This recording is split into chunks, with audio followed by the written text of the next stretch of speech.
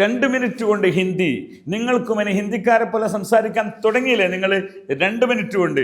ഇതിനു മുമ്പുള്ള വീഡിയോസ് കാണാത്തവരുണ്ട്, അത് കണ്ടു വന്നാൽ മതി. ഇതിന് ബാക്കി ഇങ്ങനെ പറയാണ്. ഇന്ന് 4ാമത്തെ എപ്പിസോഡാണ്.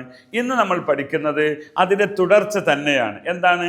നമ്മളൊരാളോട് എപ്പോഴും നന്ദി പറഞ്ഞുകൊണ്ടിരിക്കണം. ഹിന്ദിക്കാരെ നമ്മൾ മലയാളികളെ പോലെയല്ല, എപ്പോഴും നന്ദി പറയും. ശുക്രിയ, ശുക്രിയ, ശുക്രിയ, ശുക്രിയ ജനാബ് വിളിച്ചുകൊണ്ട് പറയാം. ശുക്രിയ മാഡം, ശുക്രിയ ജനാബ്. അത് ലേഡിയോട്, സ്ത്രീകളോട്, പുരുഷനോട് ഒരുപോലെയാണ്.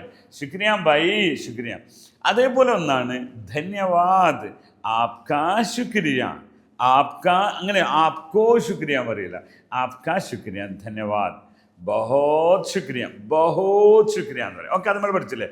മറ്റൊന്ന് മാഫ് കീജിയെ, നമ്മളൊരു ബഹുമാനത്തോടു കൂടെ സോറി സാർ, സോറി, മാഫ് കീജിയെ എന്ന് പറയാം.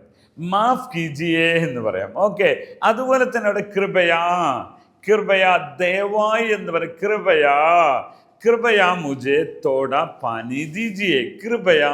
നമ്മൾ മലയാളത്തല്ലേ, അങ്ങയുടെ കൃപ കൊണ്ട് എന്ന് പറയില്ല. അപ്പൊ കൃപയാ, മാഫ് കീജിയെ, ധന്യവാദ്, ധന്യവാദ് എന്നാണ്. ചില അറിയാതെ ധന്യവാദ് എന്നൊക്കെ പറയുന്നത് കേൾക്കാറുണ്ട്. അപ്പോൾ അത് നമ്മൾ പഠിച്ചു. അപ്പോൾ നമ്മൾ ശുക്രിയ, ശുക്രിയ ജനാബ്, ധന്യവാദ്, മാഫ് കീജിയെ. ഓക്കെ, ഇത് ബഹുമാനത്തോടു കൂടെ നിങ്ങൾ ഒരാളോട് പറയാൻ വേണ്ടി പഠിക്കുക.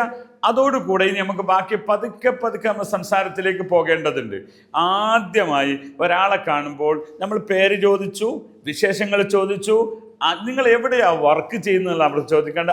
ആപ് കഹാ, നിങ്ങളെവിടെ താമസിക്കുന്നത്? ആപ് കഹാ രഹത്തെ ഹേ, ആപ് കഹാ രഹത്തെ ഹേ. ഉത്തരം പറയാ, മേ ദില്ലി മേ രഹത്താ ഹൂം. ലേഡീസ് പറയുമ്പോൾ ആപ് കഹാ രഹത്തി ഹേ മാം, മേ മുംബൈ മേ രഹത്തി ഹൂം. ക്ലിയർ ആയോ?